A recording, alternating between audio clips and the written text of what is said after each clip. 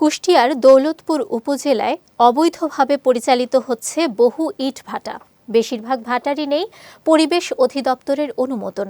প্রশাসনের অভিযান ও নিষেধাজ্ঞার পরও কিছু মালিক গোপনে আবারও ভাটা চালুর প্রস্তুতি নিচ্ছেন। কুষ্টিয়া প্রতিনিধি রিয়াজুল ইসলামের পাঠানো তথ্যচিত্রে বিস্তারিত ডেস্ক রিপোর্টে। দৌলতপুর উপজেলার বিভিন্ন ইউনিয়নে ছড়িয়ে ছিটিয়ে রয়েছে ছোট বড় প্রায় ২৯টি ইট ভাটা। অধিকাংশ ভাটাই পরিচালিত হচ্ছে কোনো ধরনের সরকারি লাইসেন্স ছাড়া। ইট তৈরির জন্য ৩ ফসলি জমির উর্বর মাটি কাটা সহ জ্বালানি হিসেবে ব্যবহৃত হচ্ছে গাছের গুঁড়ি, যার ফলে মারাত্মকভাবে হুমকির মুখে পড়ছে স্থানীয় পরিবেশ ও কৃষি জমি। গত বছর জেলা প্রশাসনের অভিযানে বেশ কিছু অবৈধ ভাটা বন্ধ করে দেয়া হয়। এরপর অনেক মালিক ভাটার জমিতে কৃষিকাজ শুরু করলেও নিষেধাজ্ঞা উপেক্ষা করে কয়েকজন মালিক গোপনে আবারও চালু করতে চান তাদের ভাটা। এই বছরে আমরা এখনো রিট পাই নাই, এই জন্য আমার ভাটার কার্যক্রম বন্ধ রেখেছি। এখন শুনতেছি যে কিছু কিছু ভাটা কার্যক্রম চালু করেছে। এখন হাইকোর্টের রিট যদি না হয় তাহলে তো অবৈধ হবে। যদি সরকার কোনো সময় ভাটা চালানোর নির্দেশনা দেন তখন আমরা ভাটা চালাবো।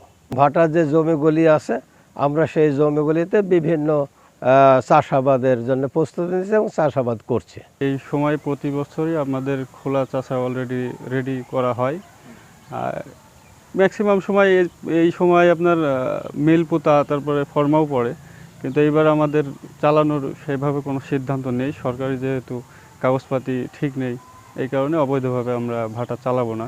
দেশে তো ইট কাটার নিষেধ, সরকার নাকি নিষেধ করছে। আবার এবার নাকি আইন আরও বেশি করা হয়েছে যে সাইলেন্ট কেস হবে, মানে যেটা সাইলেন্ট কেস যেটা আপনার ২০ থেকে ৫০ লক্ষ টাকা জরিমানা করবে, আবার ৩ বছর নাকি জেল। বুড়ি বয়সে জেল খাটার ইচ্ছা নাই বাবা, যার জন্য আর ভাটা বন্ধ করছে। অন্যদিকে ইট ভাটা বন্ধ করে দেয়ায় অসন্তোষ প্রকাশ করেছে এর সঙ্গে জড়িত শ্রমিকরা। ভাটায় কর্ম করি খায়া ভাই এলো কিস্তি মিস্তিকা না দিই, এখন মনে করেন যে হঠাৎ করে যদি ভাটা বন্ধ হয়ে যায় তাহলে তো আমাদের একটা আর্থিক দিক থেকে খুব সমস্যা হবে। একটা ভাটাতে ২৫০-৩০০ জনের ফ্যামিলি চলে, আর এই ভাটা যদি না চলে মনে করেন যে ২৫০-৩০০ লোকের বেকারত্ব হয়ে যাবে, তারা কি করবে?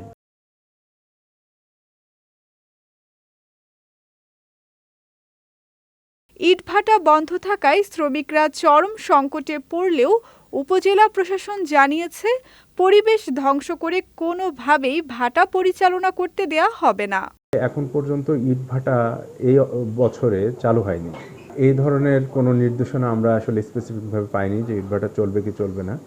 তবে আইন অনুযায়ী ইটভাটা যদি চলে তাহলে ইটভাটা চলবে, আর যদি আইনের ব্যত্যয় ঘটিয়ে তো আসলে চালানো সম্ভব না।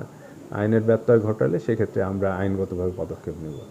ইটভাটা বন্ধে প্রশাসন কঠোর অবস্থানে থাকলেও এই এলাকায় টেকসই পরিবেশ নিশ্চিত করতে মালিক, শ্রমিক ও প্রশাসন সকলের সমন্বিত উদ্যোগই এখন সময়ের দাবি। বিজয় টিভি নিউজ ডেস্ক।